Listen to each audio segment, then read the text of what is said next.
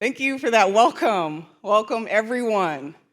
Folks joining us from Zoom, for the new attendees in the room, and for the folks who are returning from yesterday, welcome and namaste.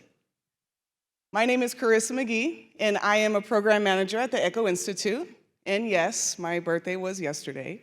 Thank you for all the well wishes. I appreciated that.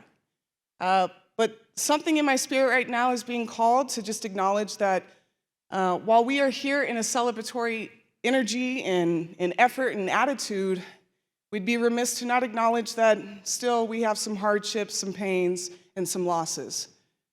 And so with acknowledging that, I'd like to just extend out to you all the well wishes that were sent my way and send them right back out.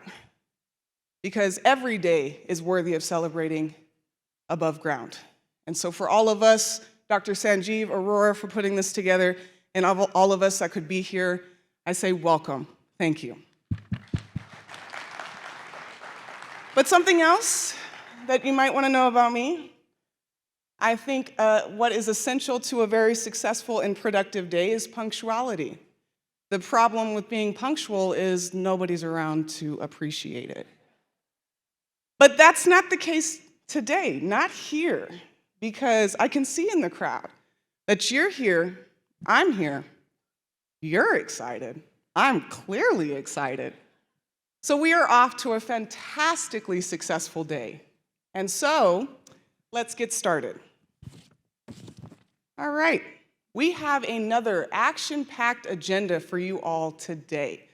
We are pumped because it is the second day of the MetaECHO Global Conference, where we are celebrating 20 years of Project ECHO.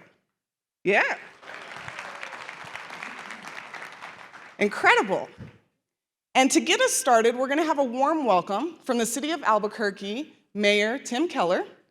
We're also going to have a keynote address from an author and co-founder of Solutions Journalism, David Bornstein. Afterwards, we'll move into our cancer block. It'll be a two-part. The first part, we'll have an ECHO talk from Dr. Terry Vick, and then we'll move into a cancer plenary panel. Then we'll have a quick break at 10:15. I repeat, we will have a quick break at 10:15. So until then, please indulge us with your presence. We will greatly appreciate it. Then we'll come back and we'll have a decision to make between two panels. One will be here in the Kiva, and the other will be held in Ballroom C. I'll give a little bit more instructions when the time comes, but just a friendly reminder, you can find all of the MetaECHO activities in your MetaECHO app. Not like you need an excuse to be on your phone, but if you want to be, you can be checking out the app to see what sessions and what panelists and what attendees you want to connect with and go see. And then also, if I can make a friendly birthday request, while you're on your phone perusing through social media, like I know you are, I know I did it, please shout out this amazing convening of all of these ECHO partners where we are shouting out the power of connecting with one another and sharing knowledge freely. Use the MetaECHO or the hashtag MetaECHO 2023 and hashtag 20 years of ECHO. Please use that so we can communicate to the world that we stand unified in this mission of democratizing knowledge. All right, so without further ado, let me get myself off the stage. I don't know who asked me to MC because, oh my gosh, me in a stage, I could be up here all day. But the show is not about Carissa McGee. The show is about Project ECHO. The show is for you. We are all here for you. And to help that energy just keep flowing for the rest of the day, please join me in welcoming Mayor Tim Keller, a huge supporter of Project ECHO.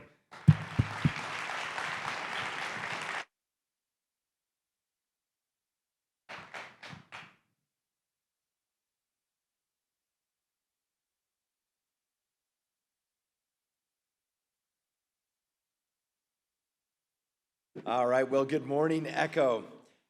So special to see all of you here from so many places and gathering for such an important reason. And of course, first and foremost, happy anniversary. So I can't actually believe it's been 20 years. I think I've known about ECHO for about 16 of those. And so wonderful to see 2 decades of work being done all over the world.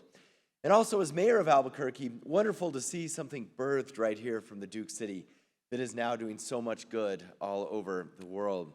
Now, a couple of things that I want to share with you. I know many of you are from out of town.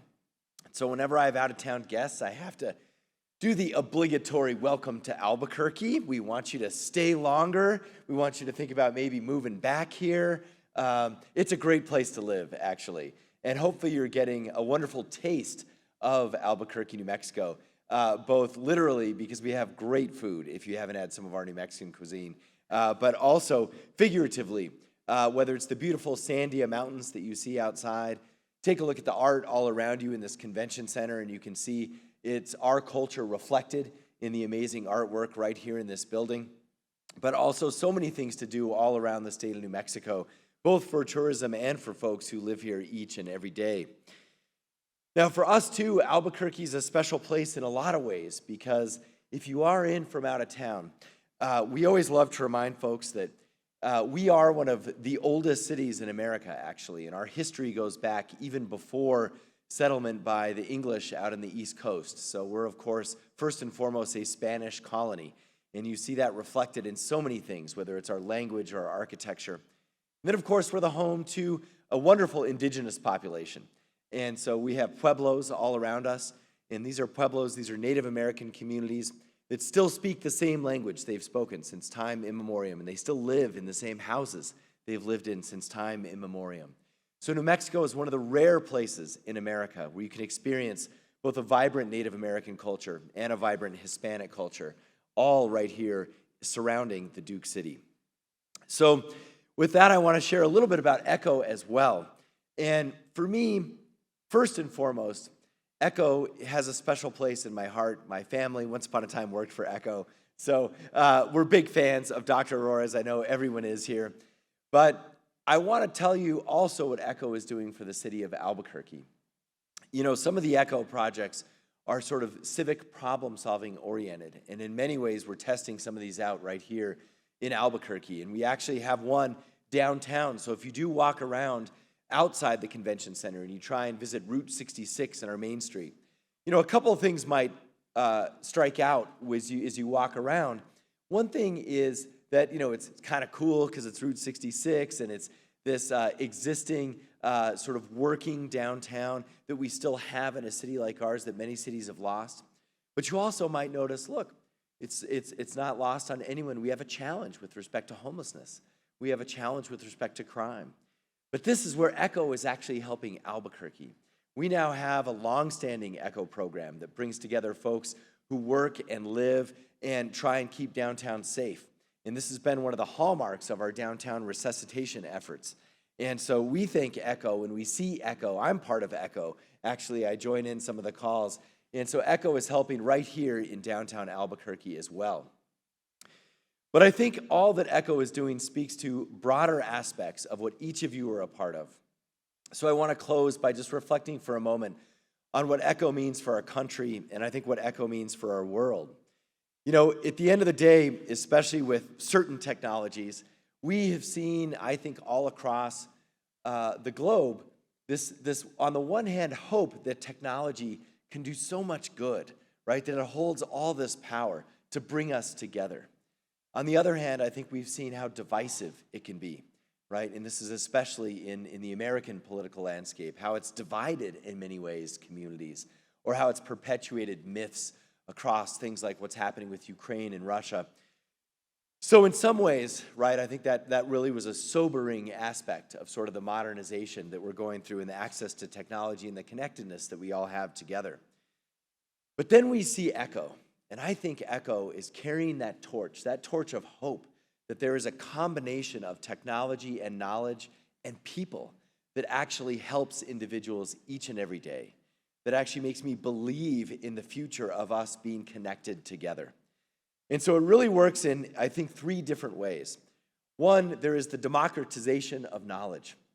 This idea that actually knowledge should come from the ground up and then it should be spread out among all of us.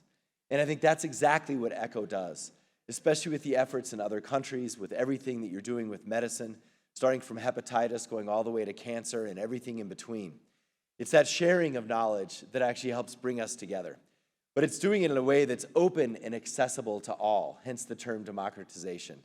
And I think that's a wonderful metaphor and a wonderful example of how we actually can do much more and become closer together and help each other through technology, but also through each individual's contribution across those digital channels. And that's the second part that I think is so powerful about ECHO. It's bridging expertise. You know, there was a promise when sort of the age of technology was born that all of a sudden knowledge could actually be shared all across the globe. And in many ways it has, but in other ways it still hasn't. It's still siloed in different parts. But ECHO is bringing that together. It's making sure that from rural areas of India to parts in rural New Mexico to even urban centers, we are sharing wherever that knowledge lives with whichever it's needed, wherever it's needed. That's what's so powerful about what ECHO does. And for me, when you put those together, what ECHO's really doing is it's building trust. It's building trust in each other. And it's making that trust also something that we can believe in, a powerful message that actually we can lift up our communities. We can save lives. We can bridge all of those divides. We can share that knowledge and that expertise. That is what ECHO is all about.